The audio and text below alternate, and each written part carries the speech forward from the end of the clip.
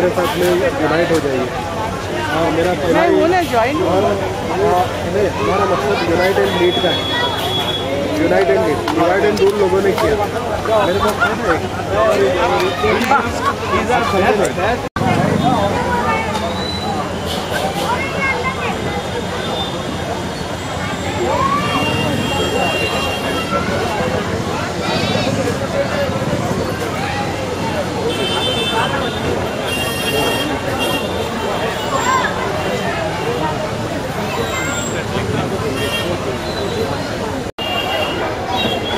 नमस्कार, स्वागत है बकरी विश्व मीडिया में। मैं मोबिन राशिद। मुस्लिम सेवा संघ जो मिशन के साथ बनी है कि पूरे भारत में मिशन विस्तार करना और जो भी खामियां जो माइनॉरिटीज़ हो, जो क्रिश्चियन हो, सिख हो, ईसाई हो, सब जातियाँ में आ रही है, तो मुस्लिम सेवा संघ ये लक्ष्य लेके उतरी है मैदान पर कि जो भी कमज़ोरियाँ हैं हमारे जो ग्रासरूट लेवल पर हो रहा है, ये सभी कमज़ोरियाँ को वो दूर करें।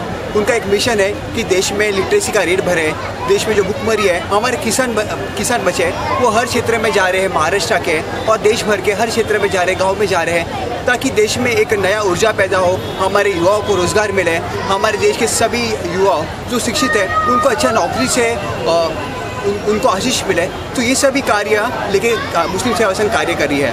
आज मुस्लिम सेवा संघ का ग्रैंड मीटिंग था गोवंडी में और तमाम बड़े चेहरे और यहाँ पर आए थे और लगभग 8000 लोगों यहाँ पर इस मीटिंग में लोग प्रेजेंट हैं।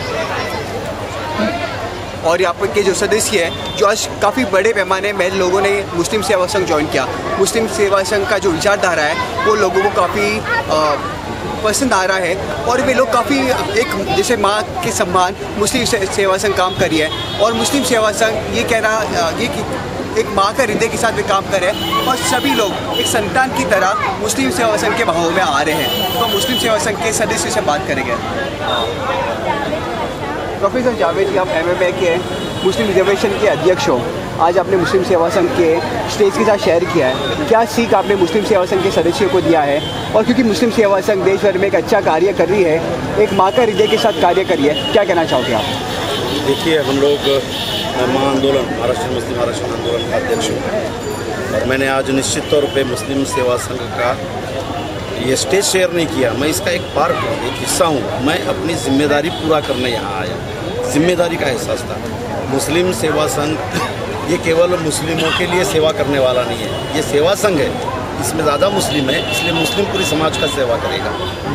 पिछले 70 सालों में मुस्लिमों का और नॉन मुस्लिमों का भी लिटरेसी रेट काफ़ी नीचे गया है। मुस्लिम समाज में आज 31% बिलो पॉवर्टी लाइन पॉपुलेशन है।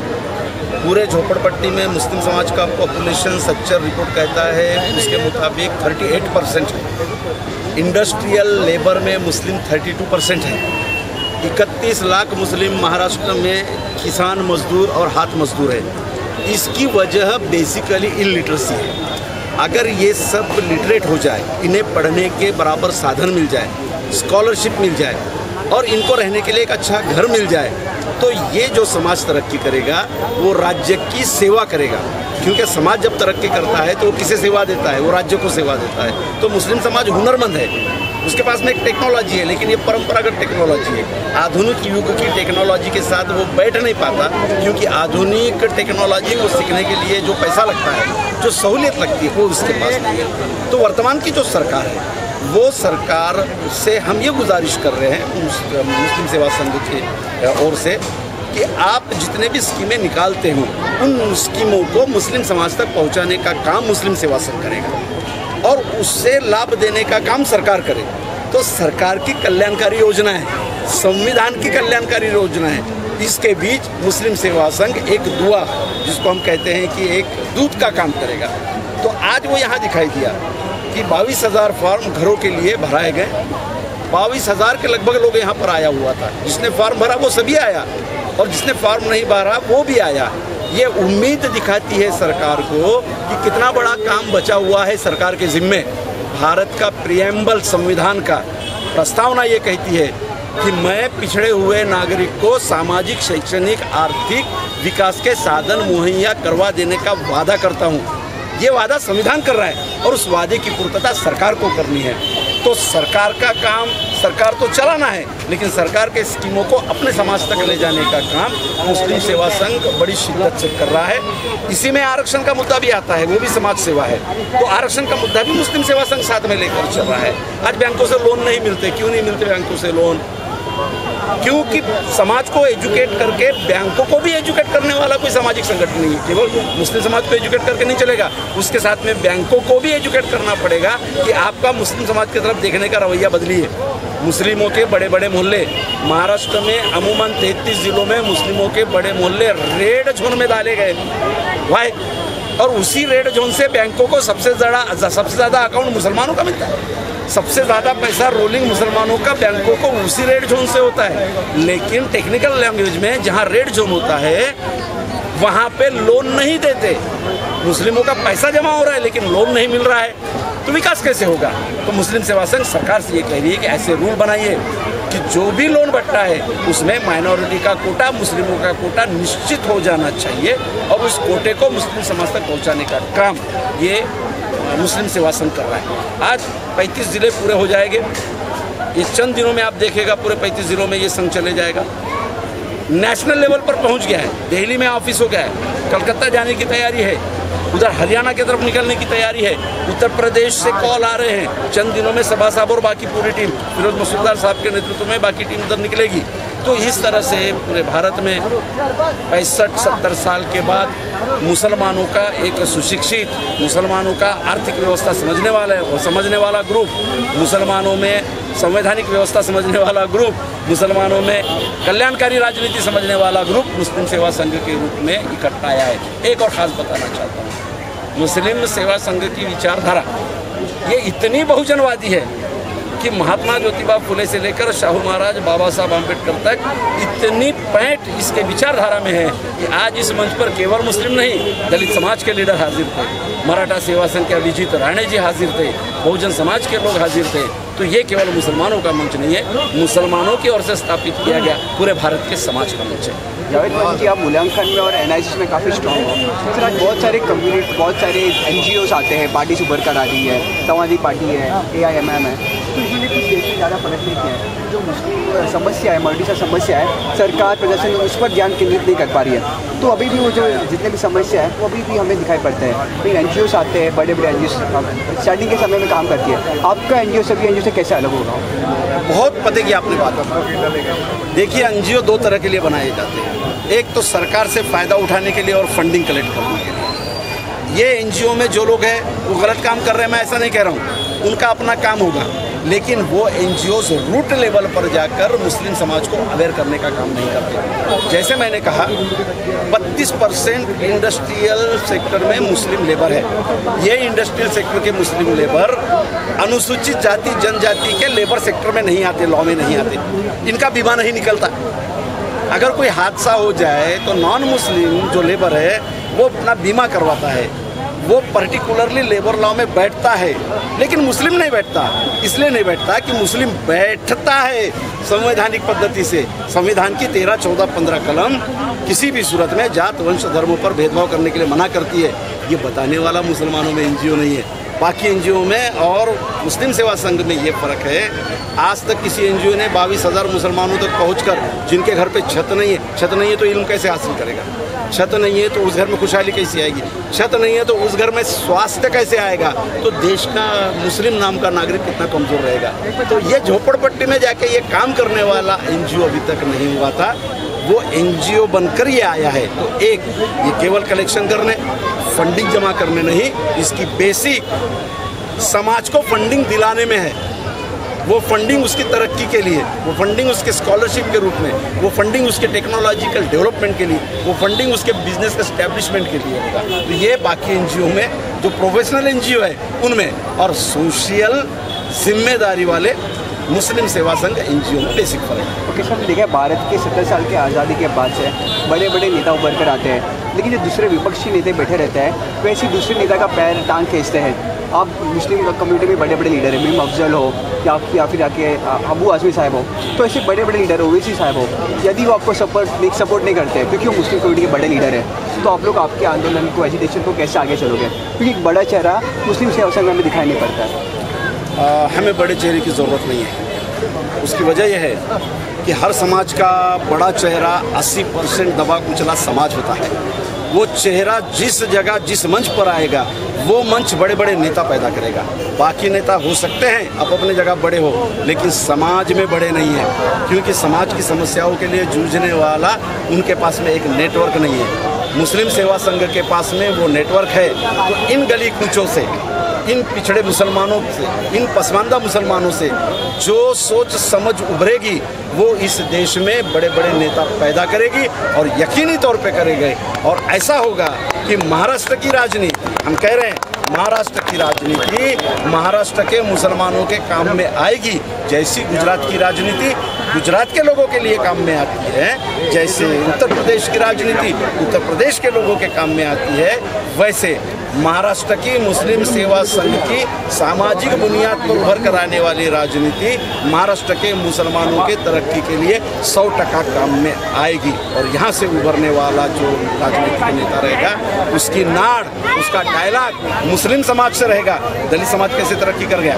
कल तक हम उनको छूते नहीं थे, कल तक पानी नहीं मिलता था, है ना, कल तक उनको बस्तियों में एंट्री नहीं थी। आज जज बना, कलेक्टर बना, एसपी बना, नेता बना। कैसे बना? क्योंकि वो सामाजिक जागृति से उनका समाज उभरा।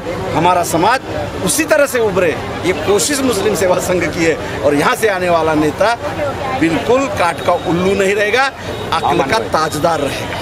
सर, एक स्वाभाविक वास्तविक सवाल है, यदि आप एक राजनीतिक पक्ष ना हो और सरकार में आपका सीट्स ना हो, आप कानून बदल नहीं सकते हो। जी, आप एनजीओ हो तो एनजीओ कुछ बड़ी कार्य तो कर नहीं सकते हो ना, आप कानून बना सकते हो ना, कानून में अमेंडमेंट ला सकते हो।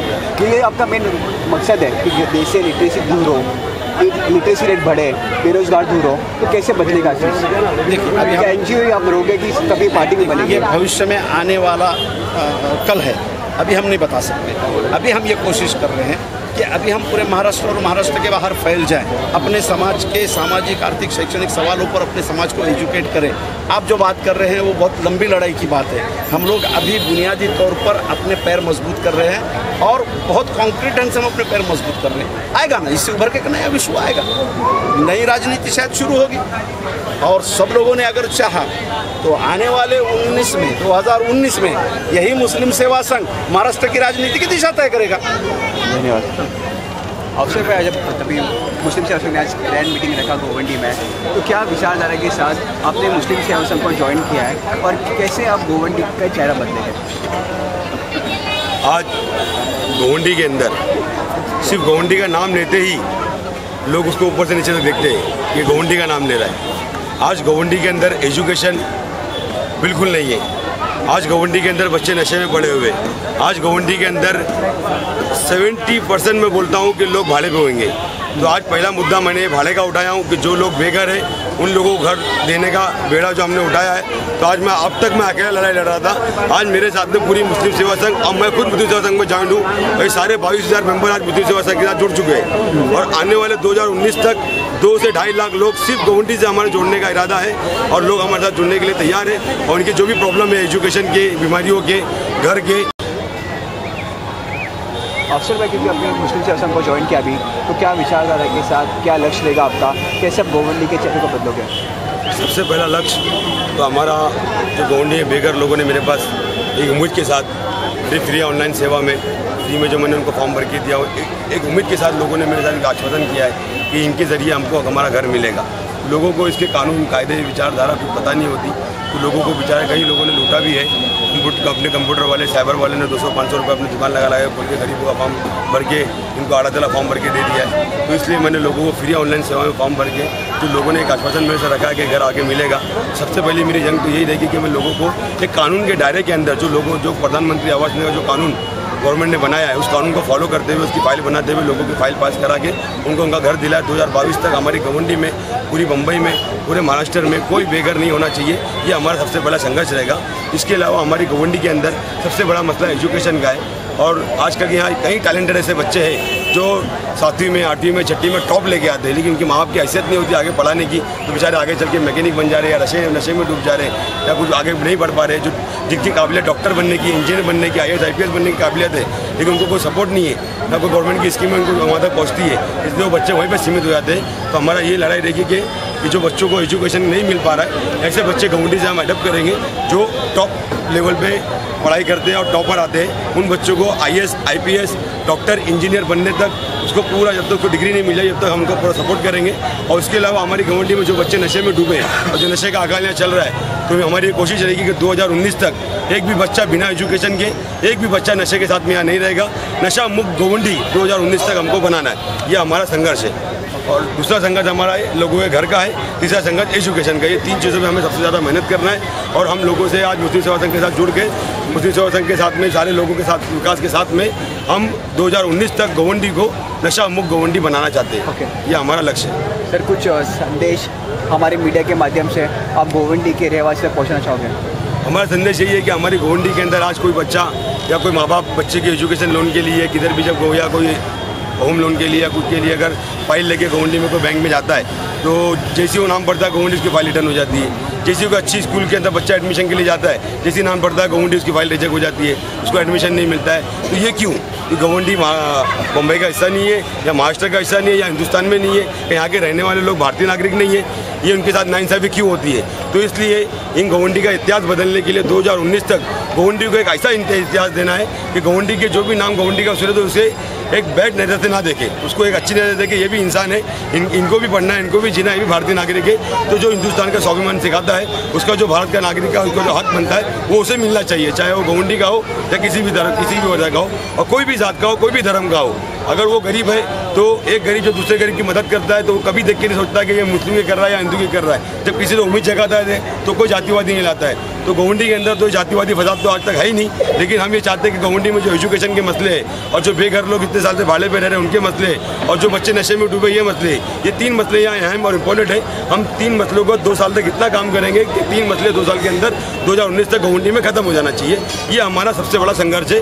इसमें मेरी पूरी मुस्लिम सेवा की टीम और हमारे सबसे बड़े भाई परवेज बनारस वाला का बहुत बड़ा सपोर्ट है हमें यहाँ तक पहुँचाने में। इनकी बदौलत हम यहाँ खड़े हैं। तो ये भाइयों के सपोर्ट से इंशाल्लाह 2019 तक गवंडी में नशा मुक्त गवंडी ज़रूर होएगा इंशाल्लाह। परवेज, काफ़ी हज़ारों लोग मुस्लिम सेवा संघ में जुड़े हैं, क्या संदेश आप उन तक पहुँचना चाहोगे? कैसे वो आपको संपर्क करें और कैसे आप उनकी मदद करोगे? तो हमारे अफसर भाईजान जिन्हें बॉक्सर भाई कहते हैं उनका शुक्रगुजार हूँ मैं और शुक्र अदा करता हूँ। ये जिस तरह से आज प्रोग्राम हुआ है उसी तरह से वो करते रहें और पब्लिक में जागरूकता लाते रहें। रही संपर्क की बात, तो हमारा यहाँ भी बॉक्सर भाई का है संपर्क, उनका एड्रेस है और यारी रोड पे हमारा ऑफिस है। आप वहाँ पे भी आके डायरेक्ट हमसे संपर्क कर सकते हैं। हमारे उस्मान भाई साहब हैं, उस्मान खान साहब, ये चीफ है हमारे। वहाँ आके हमारी जो मेन कार्यालय है वर्सोवा यारी रोड पे है, मंगल ऑर्चिड पे, वहाँ पे आके संपर्क कर सकते हैं। हमारे से जो भी बन पड़ेगा वो हम करेंगे। बहुत बहुत स्वागत है आपका। तो जिस तरह से आपकी NGO आगे बढ़ रही है, उतना कोई एक राष्ट्रीय पार्टी भी आगे नहीं बढ़ रही है। हर गली में, हर ज़िले में मुस्लिम सेवा संघ का झंडा लहरा रहा है। तो इसके पीछे क्या आपकी जो जितने भी सदस्य हैं कैसे कार्य कर रही है, हमें बताइए। सबसे पहले तो हमारी साफ नियति है जो हमको आगे बढ़ा रही है, और दूसरी हम जितने भी लोग हैं ये कोई लालच से या कोई उससे नहीं है कि भाई कोई लालच से और कोई वजह से कि भाई मुझे ये हो जाए। जितने भी लोग हैं ये सब एक समाज सेवा के इरादे से सब काम कर रहे हैं और ये काम हमारा इसी वजह से आगे बढ़ते जा रहा है। और आप लोग भी देख रहे हो, मीडिया के ज़रिए भी आपको पता चल रहा है कि भाई रोज़ाना आज माशाल्लाह से इधर करीब 8 से 10 हज़ार आदमी थे। तो ये 8 से 10 हज़ार आदमी एक एरिया में, उसके अलावा यहाँ जो एरिया है ये पूरा रोड बंद हुआ है, आपने देखा। उसके अलावा यहाँ पूरा बाज़ार लगता है, ये पूरा क्राउडेड, पैर रखने की जगह नहीं मिलती है, क्राउडेड इतना बड़ा एरिया है। जितनी भी दुकान वाले इन्होंने सब लोगों ने अपने एक मोहब्बत में, बॉक्सर भाई की मोहब्बत में और एक मुस्लिम सेवा के लोगों का एक अच्छा काम हो रहा है, उसकी वजह से लोगों ने अपनी दुकानें बंद की और ये पूरे एरिया में यहाँ पे हमारा प्रोग्राम हुआ जिसमें सब लोगों का सहयोग था। इसमें यहाँ पुलिस प्रशासन ने भी हमारा साथ बराबर से दिया। यहाँ वॉलंटियर्स भी लोग थे, कोई लालच वाले वॉलंटियर्स नहीं थे, सब अपने खुद के तरफ से वो लोग खड़े हुए थे। वॉलंटियर भी माशाल्लाह से 150 से 200 काम किया। मैं वॉलंटियरों का और यहाँ के प्रशासन का, पुलिस का, सबका मैं शुक्रिया अदा करता हूँ। यहाँ के लोग जिन्होंने सहयोग किया मुस्लिम सेवा संघ को, उनको भी मैं शुक्रिया अदा करता हूँ। और ख़ास तौर पे हमारे बक्सर भाई जिन्होंने इनका नाम अफसर भाई है, उसके साथ में इनको लोग मोहब्बत से भाईजान भी बोलते हैं और बक्सर भाई भी बोलते हैं। तो इनका एक काम ऐसा है कि इन्होंने 22,000 से ज़्यादा लोगों को घर की ऑनलाइन सेवा जो भाड़ा की है वो उन्होंने फ्री की। उसके अलावा आने वाले दिनों में कम से कम 10 से 12 और योजनाएं हैं जो हमारे मुस्लिम सेवा संघ जिसका डोर टू डोर और अवेयरनेस का काम कर रही है, वो सारा काम हमारे बक्सर भाई यहाँ से शुरू करने वाले हैं। और सबसे बड़ा मुद्दा जो हमारे बक्सर भाई के पास में है वो ये है, उन्होंने बीड़ा उठाया है कि मैं मुझे ड्रग्स मुक्त गोंडी करना है। तो उनका ये जो मुद्दा है उसके लिए हम सब तन मन धन से उनके साथ खड़े हुए हैं। और ये ड्रग्स मुक्त गोंडी और ड्रग्स मुक्त महाराष्ट्र और भारत होना चाहिए, इसका ये पहल मुस्लिम सेवा संघ करेगी। और आगे भी ये काम को बड़े पैमाने पे हम लोग इस काम को अंजाम देंगे। और दूसरी बात ऐसी है कि अभी आज हमारा वेबसाइट भी लॉन्च हुआ मुस्लिम सेवा संघ का। इसी स्टेज से यहाँ से हमारा वेबसाइट भी आज बना है, तो हमारा वेबसाइट भी है। आगे लोगों को और सुविधाएं टेक्नोलॉजी से इससे जितनी भी हम दे सकेंगे लोगों को, वो हम आगे देने का काम करें। इनकम टैक्स कमिश्नर हो, MMA प्रेसिडेंट के सदस्य हो, उसी रिजर्वेशन में जॉइंट हो रहे हैं सर, आपकी संघ में जॉइंट हो रहे हैं। सर क्या संकेत ये आपको दे रहा है कि आने वाले समय में कैसे पक्ष पार्टी बनते हुए दिखाई देगी? नहीं, अभी फ़िलहाल तो कोई पार्टी का हमारा कोई ऐसा इरादा नहीं है, ना पॉलिटिकल पार्टी का इरादा है, ना कोई पॉलिटिक्स का इरादा है। हमारा सिर्फ इरादा है समाज सेवा का। और इसके साथ हाँ ये ज़रूर है कि हमारे साथ जुड़े हुए जो लोग हैं वो किसी भी पार्टी से जुड़े हों, उनका सपोर्ट पूरी मुस्लिम सेवा संघ ताकत बन के उनके पीछे खड़े रहेगी। उसमें महाआंदोलन के हमारे प्रोफेसर डॉक्टर जावेद बादशाह साहब हैं, वो हमसे जुड़े हुए हैं। हमारे SN पठान साहब हैं जो वाइस चांसलर नागपुर यूनिवर्सिटी के हैं। और कई ऐसे लोग हैं जो हमसे जुड़े हुए हैं और उसमें वो हमारा सब तरीके से साथ दे रहे हैं। और हम उसको वो उनका साथ लेके और हम आगे बढ़ने की कोशिश करेंगे। और जितने भी हमारे लोग वो है अपने इसमें जुड़े हुए मुस्लिम सेवा संघ में, वो आगे आने वाले दिनों में अच्छा काम करने की कोशिश करेंगे।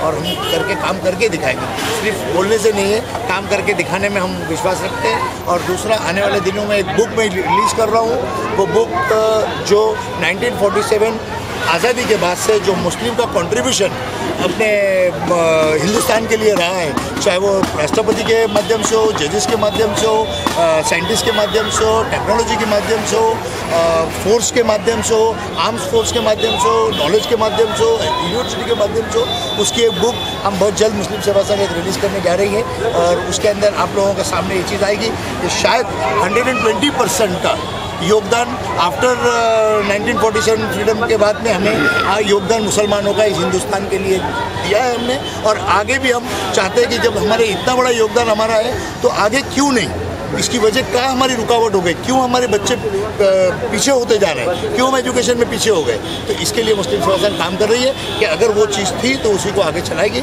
और एजुकेशन ज़्यादा से ज़्यादा हमारे मुस्लिम बच्चों को देने की हम कोशिश करेंगे। और आने वाले दिनों में IPS, IAS, डॉक्टर, इंजीनियर्स हम बनाने की कोशिश करेंगे। सबसे पहला हमारा जो काम है engineer, doctor, IAS officer, IPS officer, police officers बनाने की हम कोशिश करेंगे। अगर वो सब चीज़ों में हम पहल करें और वो सब चीज़ें बनेगी तो हमको ये ज़रूर मालूम है कि हमारी तरफ को कोई रोक नहीं सकता। और इंशाल्लाह इसके अंदर अल्लाह ताला की भी हमारे साथ मदद रहेगी और हम पूरी तरह से काम करेंगे। आशीष, ये जो आपका मुस्लिम सेवा संघ है एक कमरे से चालू हुआ था और आज विशेष सभा है, महासभा है, आप देख रहे हो बड़ी बड़ी भीड़ आपकी सभा में लग रही है। आप सभी लोग जो मुस्लिम सेवा संघ के एक आम इंसान से आप सभी लोग एक मीडिया के चेहरे बन चुके हैं, सेलिब्रिटी बनते दिखाई दे रहे हैं, तो कैसा अनुभव रहा है आपका? कि बहुत ज़्यादा खुशी हो रही है कि जिस सोच को लेकर के और जिस एजेंडे को लेकर के हमारी संघ की हमने बुनियाद डाली थी, ऊपर वाला ने उसमें हमको बहुत बड़ी पैमाने पर और बहुत जल्द हमको बड़ी कामयाबी अता फरमाई है। और ये पब्लिक का जोश है, ये हम लोगों को जो है जितने पदाधिकारी हैं मुस्लिम सेवा संघ के, ये हम लोगों को उभार रहा है कि भाई लोगों के लिए अब कुछ करना है। अब इसलिए हमारी जो हम समझते हैं कि जिम्मेदारी बहुत ज़्यादा बढ़ गई है। जो सोच करके मैदान में उतरते उससे ज़्यादा और उससे बहुत बड़ा रिस्पांस मिल रहा है और लोगों को हमसे बहुत ज़्यादा उम्मीदें हो रही है। इसलिए हमारी कोशिश होगी कि हम ज़्यादा से ज़्यादा लोगों को मैक्सिमम बेनिफिट्स किस तरीके से पहुँचाएँ और जल्द से जल्द किस तरह से पहुँचाएँ, इसका हम बहुत पूरी कोशिश करेंगे। और देखिए, जैसी भी नीयत होती है वैसी बरकत होती है। हमारी नीयत अच्छी है, हमारे जो है जितने भी एजेंडे हैं उसके हम जितनी भी मुहिम पर हमको काम करना है उसमें हमारी नीयत 100% साफ है कि लोगों को उनका हक किसी भी तरीके से किसी भी हल भी दिलाना है। आपने सुना अभी सारे पदाधिकारियों के हर फील्ड के अंदर, जैसे एजुकेशन की लाइन में हो, डेवलपमेंट की लाइन में हो, एम्प्लॉयमेंट की लाइन से हो, हर चीज़ के ताल्लुक से मुस्लिम समाज जो पिछड़ता जा रहा है उसको किस तरीके से उभारा जाए और अपलिफ्ट किया जाए, इसकी हम एक कोशिश कर रहे हैं। और इंशाअल्लाह हम जो है आगे के आने वाले वक्त के अंदर इसको बहुत काफ़ी हद तक जो है हम इसको अपना कामयाब करके दिखाएंगे।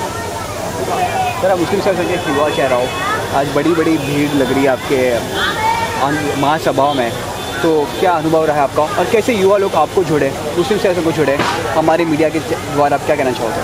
मुस्लिम सेवा संघ में आज अफसर भाई यहाँ से हमारे जुड़े और जुड़ने के बाद उन्होंने जो प्रधानमंत्री आवास योजना का उन्होंने ओपनिंग किया है वो उनका मैं वेलकम करता हूँ। उसके साथ साथ हमारे जो जितने युवा हैं उन्हें हम लोग यही दिशा देने की कोशिश कर रहे हैं। एक पॉजिटिविटी है और हम हमारे मुस्लिम सेवा संघ में यूनाइट एंड लीड की हम लोगों को कह रहे हैं कि भाई आप मुस्लिम सेवा संघ से जुड़िए और यूनाइट होकर ज़्यादा से ज़्यादा लोग इस भारत में अपना एक संदेश दें कि हम भी जो है भारतवासी है और हमें पढ़ना है, लिखना है, हमें विकास करना है। हम इस देश में पढ़ेंगे लिखेंगे तो भारत के बाहर भी जाके हमारे देश का नाम कर सकें। यही दिशा देने का काम मुस्लिम सेवा संघ कर रहा है। और जितनी भी हमारी सरकारें हैं, आज हमारे बीजेपी सरकार है, तो हम उनसे रिक्वेस्ट कर रहे हैं कि वो मुस्लिम सेवा संघ के ज़रिए से तमाम जो योजना आए हैं माइनॉरिटीज़ के लिए वो हमें दें ताकि हम जो है वो आवाम में इसका सही इस्तेमाल कर सकें और लोगों का सही विश्वास से खराब कर सकें। धन्यवाद। टॉपिक गोवंडी में जहाँ पर मुस्लिम सेवा संघ ने आज महासभा का आयोजित किया था, हमने मुस्लिम सेवा संघ के सभी सदस्यों से बात किया और आज बहुत सारे सदस्य हैं जो महाराष्ट्र लेवल पे एक बड़ा चेहरा है, उन्होंने मुस्लिम सेवा संघ को ज्वाइन किया। तो उन्होंने अपना सकारात्मक मानसिकता और विचारधारा को हमारे सामने रखा और उनका भविष्य में क्या लक्ष्य होगा उन्होंने हमारे मीडिया के द्वारा हमारे सामने रखा। तो हम मुस्लिम सेवा संघ से जो कार्य करी है महाराष्ट्र में, तो उनको अभिनंदन करते हैं और दर्शकों से भी निवेदन करते हैं कि वो मुस्लिम सेवा संघ से जुड़े और जिसे मुस्लिम सेवा संघ एक सिर्फ मुस्लिम कम्युनिटी का संघ नहीं है, परंतु हिंदू, मुस्लिम, सिख, ईसाई हर तबके के सदस्य मुस्लिम सेवा संघ को ज्वाइन कर रहे हैं। तो भारत में एक पॉजिटिव राजनीति का ये लक्षण हमें देखने को प्राप्त हो रहा है। तब तक के लिए देश और दुनिया की सभी बड़ी खबरों के लिए देखते रहिए टेक न्यूज़ मीडिया। धन्यवाद।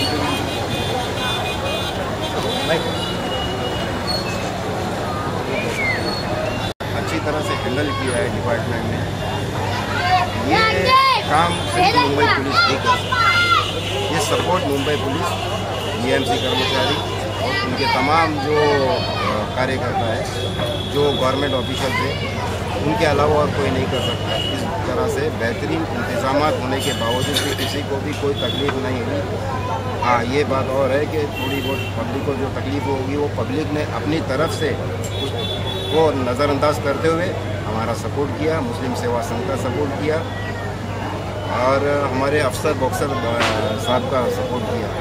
इसके लिए मैं वापस से तहे दिल से शुक्रिया अदा करना चाहता हूँ मुंबई पुलिस का, दर्शन पुलिस टाइम्स के तरफ से और प्रशासन का भी बहुत बहुत शुक्रिया अदा करना चाहता हूँ। और आते समय में और भी ऐसे कुछ प्रोग्राम होंगे, उसमें भी हम चाहेंगे मुस्लिम सेवा संघ और दर्शन पुलिस टाइम्स मिलकर और पुलिस और प्रशासन मिलकर हमारा सपोर्ट करें और ऐसे ही प्रोग्रामों को सफलता दिलाएं। तो मैं मुंबई पुलिस का बहुत शुक्रिया अदा करता हूँ, दिल से धन्यवाद कहता हूँ हमारे स्टेशन के एडिशनल कमिश्नर साहब का, हमारे जोन 6 के डीसीपी साहब का और हमारे देवनार विभाग के एसीपी साहब का और देवनार पुलिस स्टेशन के दत्तात्रेय शिंदे सीनियर सीआई का बहुत बहुत तहे दिल से धन्यवाद, उनका शुक्रिया अदा करता हूँ। तो उन्होंने हमें बहुत सा सपोर्ट किया और पब्लिक को, क्राउड को बहुत अच्छी तरीके से उनकी टीम ने हैंडल किया। और आई ईस्ट वार्ड के वार्ड ऑफिसर और उनके जितने कर्मचारी है, सबसे पहले मैं उनको भी दिल से धन्यवाद कहता हूँ कि उन्होंने मुझे बहुत बड़ा सपोर्ट किया। और आरटीओ पुलिस के जादव साहब जो ऑन ड्यूटी थे, और साना हवलदार और दूसरे ऐसे कर्मचारी है जो RTO के, जिन्होंने पर्सनली आके यहाँ सर्वे करके मुझे यहाँ पे काम करने के लिए मुझे साथ में सपोर्ट किया। मेरी ट्रैफिक जाम होने की, मेरी पार्किंग वगैरह के लिए हर चीज़ की सुविधा में मेरा साथ दिया, और पूरी मुस्लिम सेवा संघ का साथ दिया। और फायर ब्रिगेड की जो अधिकारी बैठे, मेरी उनसे भी मुलाकात हुई थी, उन्होंने भी मुझे बहुत अच्छी तरीके से गाइड किया, मेरा साथ दिया। उनका भी मैं दिल से धन्यवाद अदा करना चाहता हूँ। आगे भी गोवंडी के अंदर जो यहाँ बाज़ार लगता है, जो कंजेस्टेड एरिया है, यहाँ के जो लोगों ने मुझे कोऑपरेट किया है, तो मेरे मोहल्ले के सारे लोगों का मैं दिल से शुक्रिया अदा करता हूँ, जिन्होंने बिना रुकावट इस प्रोग्राम में दिल से साथ दिया, बिना लालच के इस प्रोग्राम को आगे बढ़ाने में खुल के सपोर्ट किया। इन सबका मैं दिल से धन्यवाद कहता हूँ, और ख़ास करके इसका क्रेडिट मुंबई पुलिस को जाता है, जिन्होंने बड़ी प्यार से, बड़ी शिद्दत से इतने क्राउड एरिया में इतने बड़े फंक्शन को बड़ी प्यार से अंजाम में लाया, और हमारे को ज़रा भी तकलीफ होने नहीं दी। मैं ये चाहता हूँ कि आगे ही मुंबई पुलिस हमारे मुस्लिम सेवा संघ का और दर्शन पुलिस टाइम का इसी तरह सपोर्ट करते रहे, और समाज के अंदर एक नया अवेयरनेस, सामाजिक काम होने के लिए इसी तरह प्रशासन से मैं आगे भी उम्मीद करता हूँ कि हम आगे भी हमारा साथ दें, और दिल से उनको मैं थैंक यू कहता हूँ मुंबई पुलिस को, और जितने उनका मैं नाम ले चुका हूँ, जिनका नाम लेना रह गया, उनको भी मैं दिल से थैंक यू और धन्यवाद कहना चाहता हूँ।